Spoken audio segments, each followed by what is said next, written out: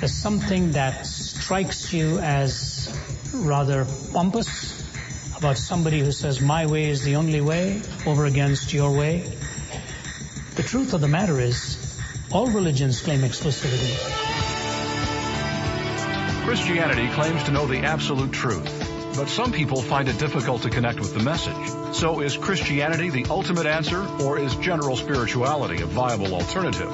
Hear the answer to that question and more today on Just Thinking, as we hear from author and apologist Ravi Zacharias.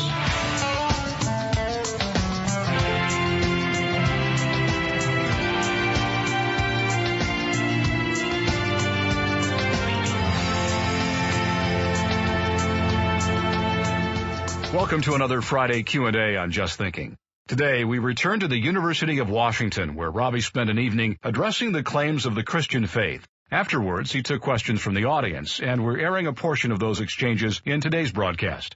Here's Ravi as he takes the first question. Hi, my question is, I'm not Christian. I was raised very spiritual through a church that drew in various ideas from various religions called the Movement for Spiritual Inner Awareness. My question is, you stated that Christianity is on its way out. If Christianity, and my experience has been exactly that, Christianity is not it doesn't fit with people. For me, it never fit with me because I can't relate to it. I've tried to sit down and read the Bible so many times, and it's like I don't know what they're saying, you know. And but spirituality I can relate to, and I know very, very few people who have never had some sort of spiritual experience of, you know, the experience of God. And so do we have to say it's only Christianity that will save, quote unquote, the world, or will spirituality? I think it's a fair question.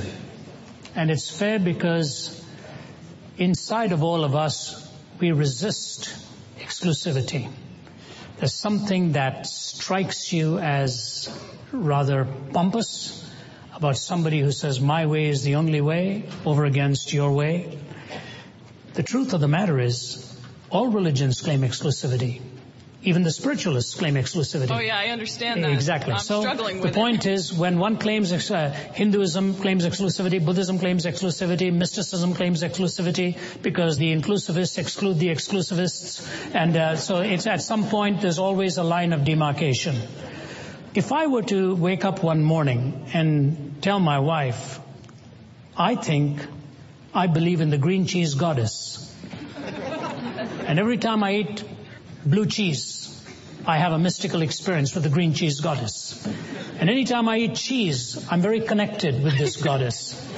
And I just want you to know we're going to open a cheese shop so that we can have all the spiritual relationship with the green cheese goddess that there is. My wife would immediately want me examined. All right? The reason is why.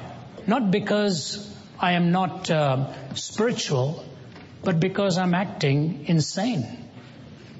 Spirituality has become a catch-all for all kinds of weird beliefs. And what you need to do is not be spiritual, but be spiritually right. You have a right to believe whatever you choose, but what you believe must be right. If you believe that there's a green cheese goddess, I would question seriously, where you arrived at that. But if you tell me you believe in a mystical experience and a communion with the spirits of another world and so on, I will ask you some questions, what they are about and so on and so forth. You will then exclude certain beliefs from your belief. Whatever you end up believing, you will say, I do not believe A, B, C, I do believe D, E, F. And the reason you will believe A, B, C, I assume, is either that it is existentially relevant for you or has met some need. You will then have to step back and ask yourself a question. How do I know something is true and not false? And ma'am, there are 3 tests for truth that logicians have always given to us. Logical consistency, empirical adequacy, and experiential relevance. Logical consistency, empirical adequacy, there must be some way of measuring whether the assertions you're making are true or false, and there's experiential relevance. Spirituality sometimes only goes for the third. says this is experientially relevant for me. But that is an inappropriate test of truth. As the gentleman earlier on said, there needs to be a comprehensive test. You must believe what you believe to be logically consistent and to be empirically verifiable and testable in some way. Jesus believed in spirituality, but he believed in it because he said that he has fashioned you in his own image, and the goal in life for you is to have communion with the living God. And that communion is a very spiritual reality, but it is based on the objective truth of God's existence and your spiritual condition and how you come into connection and communion with him. If, as you have read the Bible, you're not sure what it is that connected with you and didn't connect with you, may I suggest you take a book first that describes its fundamental precepts. Take a C.S. Lewis's book, Mere Christianity, and try to see what it is he's saying that Christianity is all about. And then sit down with the Gospel of John and read it with somebody who believes it, challenge them point after point, or ask them to explain what it is that's said. I became a Christian on a bed of suicide when I was 17. I'd had lots of spirituality before that, believe me. Lots of spirituality.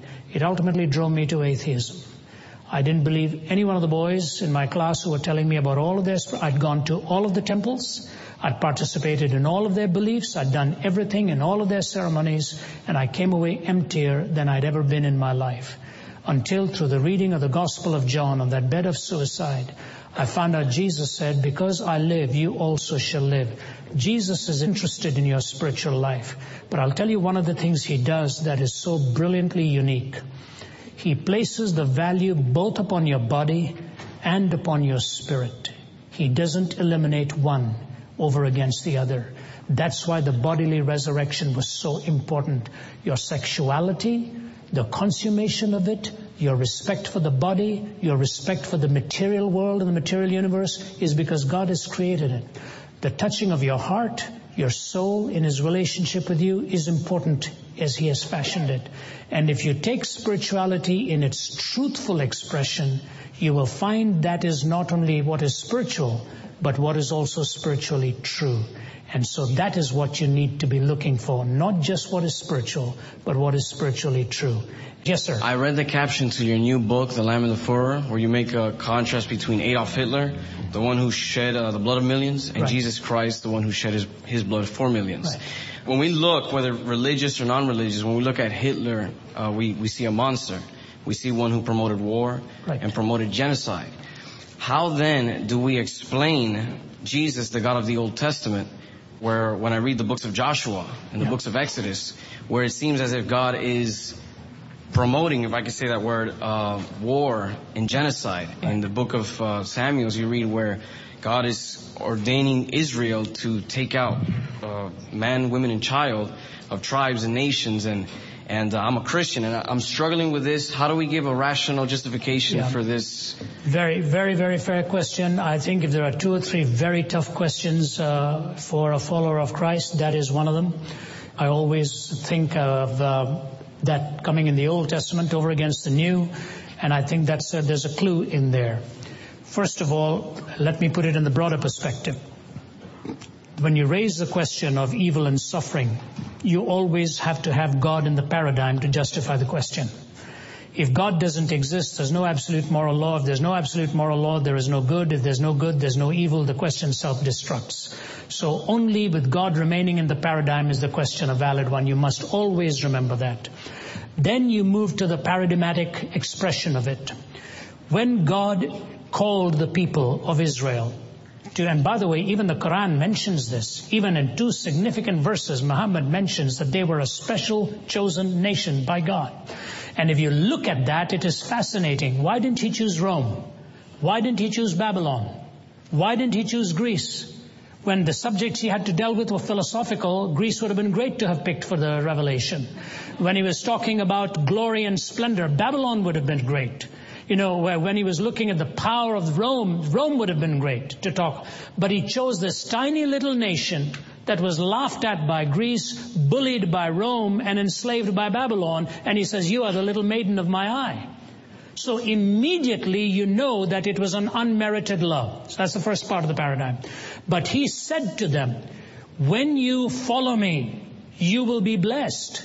When you turn away from me, you will be cursed. Now the judgment and the horrific loss of life and all must always be seen in the context of something else.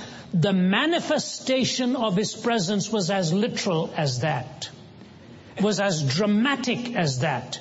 The revelation on Sinai, the thunder and lightning and the encounter with Moses, the dramatic period of miracles under Moses, under Elijah, under the time in the New Testament period when Jesus came, there were classical periods of miracles. Now, when the demonstration of God's presence is as dramatic and incontrovertible as it was, then the violation of that brings similar demonstrable entailments so that the blessing and the cursing are on an equal footage. That's the first part of it, to remember that it, as tough as it is, if, for example, supposing today this room was to be rent and an angelic figure descended and all of us were in stunned silence and a voice emerges from the heavens saying, this is my son, listen to him, and we were all witnesses to it.